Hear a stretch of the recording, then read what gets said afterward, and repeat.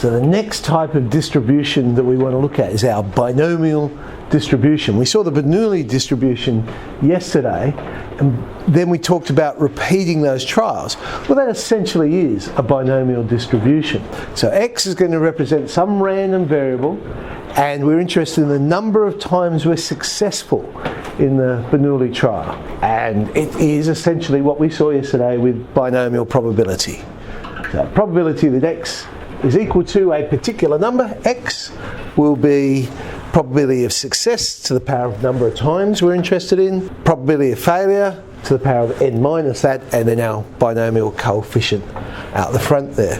Let's then work out what is the expected value and the variance of this distribution. And we'll draw up our table, and each of those probabilities, as we saw, the binomial probability for 0 successes, 1 success, 2 successes, all the way up to n successes, and we know they will all add up to be 1. And then we will multiply each of those by x for xpx, and x squared px. We'll need that row as well. So the expected value of x is the sum of our xpx.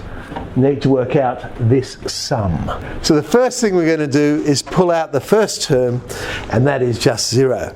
Now I'm going to rewrite this sum. We're changing the nck to n minus 1 ck minus 1. So we had k times nck. Well, that would be k times n factorial on k factorial n minus k factorial. The k would cancel into the k factorial to leave me with k minus 1 factorial n minus k factorial. But then I've also pulled out n, which means on the top is n minus 1 factorial, and that is n times n minus 1 c k minus 1. So that's how I've changed that coefficient to this coefficient. And you might be thinking, why on earth do that? Because now I'm going to factorise out the constants. N is a constant, pull it out. I'm also going to pull out one of the p's. So I've changed the power to k minus 1. But if you now have a look at what I've got there, n minus 1 c k minus 1, p to the power of k minus 1, q to the power of n minus k. I'm going to rewrite that and say, look, instead of going k equals 1 to n, I'm going to go k equals 0 to n minus 1, but then change this term. These two expressions are identical. Let's just look at the first term. On the top one there, if I was to sub in k equals 1, I would get n minus 1, and then on the bottom would be 0, p to the power of 0, q to the power of n. But in the second expression, now the first thing I'm substituting in is 0. I'd get n minus 1 c 0, p to the power of 0. It's identical. But why write it this way? Because that is q plus p to the power of n minus 1. Why is that interesting? Well, remember what p and q are. Probability of success, probability of failure. So if I add them together, that's got to be 1. There's my expected value of x, just n times p. Now before you start panicking, no, they're not going to ask you to derive that, okay? We just need to know it's n times p. I'm just showing you it does come from somewhere. It's not magic we just pulled out of thin air. And if you enjoyed that one, you're going to love this one. Let's work out the variance then. Expected value of x squared minus the expected value of x squared. I'm just going to rewrite this. Expected value of x squared I'm going to rewrite as x times x minus 1 plus x. That is x squared. And of course we've worked out the expected value of x is np, so that's just n squared p squared. Now, the laws of expectation. I can break that up into two different ones, but the expected value of x is np. Leaving me with now, I have to work out what is the expected value of x times x minus 1. Well, let's put it into some notation.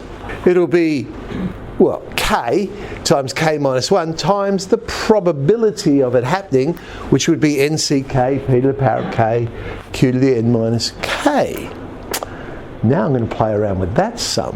I'm actually going to pull out the first 2 terms this time, because both of those will end up being 0, leaving me with the sum from 2 to n. Similar to what I did with the expected value, I'm going to play around with those factorials and rewrite the k minus 1, nck as n minus 1, n minus 2, ck minus 2. Now I'm going to pull out some of these constants. I'm going to pull out the n minus 1, but I'm also going to pull out p squared, giving me p to the power of k minus 2, q to the power of n minus k. But now I'll change those limits. Instead of going from 2 to n, I'm going to go from 0 to n minus 2, changing my general term, but that general term is just p plus q to the power of n minus 2, which again is equal to 1. So I end up with n minus 1 p squared. Now let's substitute it into the variance then. n minus 1 p squared plus np minus n squared p squared. Bit of algebra, it simply comes down to be n times p times q. So what do we need to know? If we know the distribution is binomial, 2 pieces of information I want. Number of times I'm doing it and the probability of success. They're the 2 key pieces of information. And if I've got that, I know the expected value will be n times p, and I know the variance will be n times p times 1 minus p, or q I had it as before, but q is 1 minus p. If the probability n is less than a half, we should end up with a distribution that's positively skewed, so more on the left-hand side of the mean. If it's equal to half, we should end up with a symmetric distribution. And if it's greater than half, then it goes to being negative skewed, so more on the right-hand side of the mean.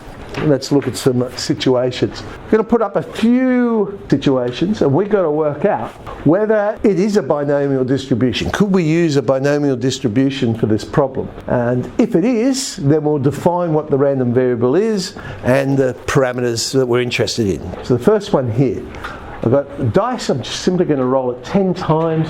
Find the probability of getting 3 4s, 4 5s, and 3 6s. This question is, first of all, could we describe this as a binomial distribution? And the answer is, well, no. Because in a binomial distribution, we're just investigating one thing. We're interested in one thing happening. Here we've got 3 different outcomes. The number of 4s, the number of 5s, the number of 6s.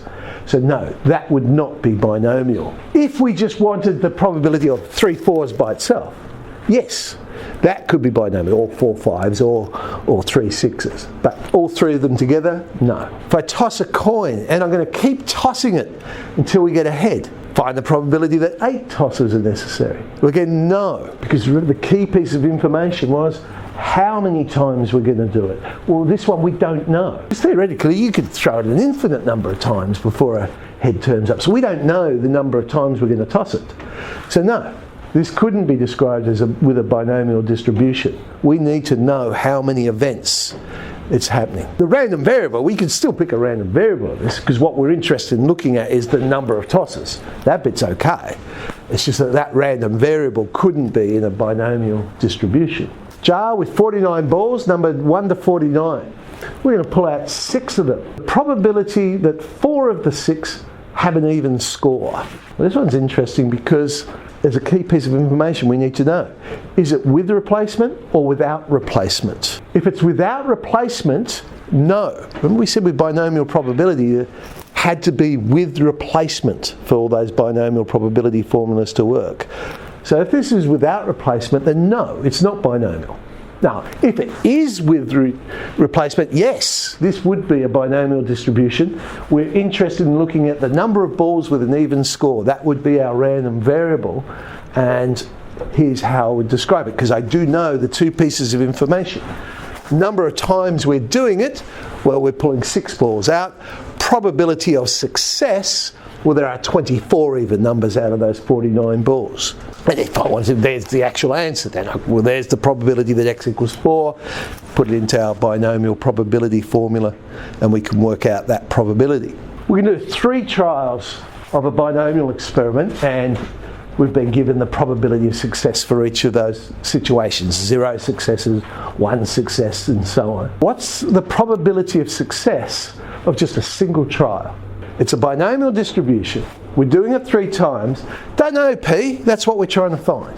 So we're trying to find that other key piece of information. But we do know some of these probabilities. I know the probability, for instance, for x equals 3 is 0.027. I can now work out p. It's probably the smarter one to use. I could have picked the other ones as well, but the equation won't be as nice as this one here, because with this one I get 1 minus p to the power of 0, which is just 1. So I'm simply solving p cubed equals 0.027. And that gives me that, well, p must have been 0.3 in this particular thing. So what's the variance? It's np 1 minus p. So n times probability of success times the probability of failure.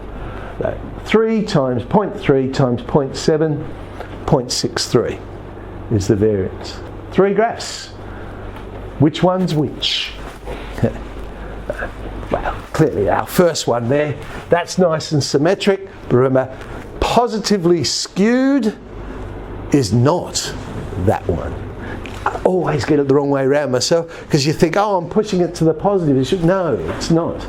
It's the other way around. So when you're pushing it to the positives, it's negatively skewed, and when the data's pushed to the negatives, it's positively skewed. All right, so which one of these would be a binomial distribution, but where the probability of success is greater than pi on 5? Pi on 5, is that bigger than a half or less than a half? So which one? Bigger than a half is true. Because pi is 3.14, it's 3 over 5 is going to be bigger than 2.5 over 5. So if it's bigger than, then it's pushed to the right. So B would be the distribution for that one. Our random variable, looks like we've got 150 trials. Probability of success is 2/5. Simply find the mean and the standard deviation. So all we've got to do, well, okay, the mean will be n times p, 60. And, well, before I can find the deviation, I have to find the variance. So n times p times 1 minus p, 36. Therefore, deviation is 6. But what if we wanted to increase that mean to 100? How many more times would I have to do the trial? Well, in that case, I want n times p to be 100. Well, n's 250. Make sure you read the question carefully though. It's not saying how many trials, it's saying how many more trials. So it's another 100 we'd need to get that average up to 100. But what effect does that have on the standard deviation and the distribution itself? Well, my standard deviation, well, there's my variance, it's 60 now. It's changed to 7.75. It was 6. What does that mean? Well, it means my data has to be more spread out. Remember, the smaller the deviation, the closer that data is to the mean. So if you make the deviation bigger, then the data is spreading further out. That's what's happening to this distribution. In this little experiment, we've got 2 dice and we're rolling them 10 times. And then the number of times the sum equals 7 is noted. Find the mean and the standard deviation. So I'm interested in finding out how many times the sum is 7. There's my random variable. It's binomially distributed. I'm doing it 10 times. Probability of success, well, 1 in 6. That's the chance of rolling a sum of 7. There's my mean, n times p. 1.67, there's my variance, but we want the standard deviation, 1.18. We're going to repeat this experiment 1,000 times. Okay, so I went and did that. Now, obviously I didn't roll it, I got a spreadsheet to create random numbers for me to get it. But repeating that 1,000 times, and there is all the data, the frequency it happened, and then I've worked out the relative frequency at x times that, and x squared times that. So what's the mean and the standard deviation of the simulation? Expected value, well, x times, well, probability of x, but when we're talking about a simulation or experiment, it becomes relative frequency. So 1.633, expected value of x squared minus expected value of x squared, and we get 1.500311, 1.22. Draw both the simulation and the experimental frequency polygons on the same set of axes. There are the 2 graphs. Remember, the more times we repeat the closer the data should get to the theoretical data. And so that one actually got pretty close after 1,000. A little bit different, but pretty similar. All right, that shall do us. So 17b, looking at our binomial distribution.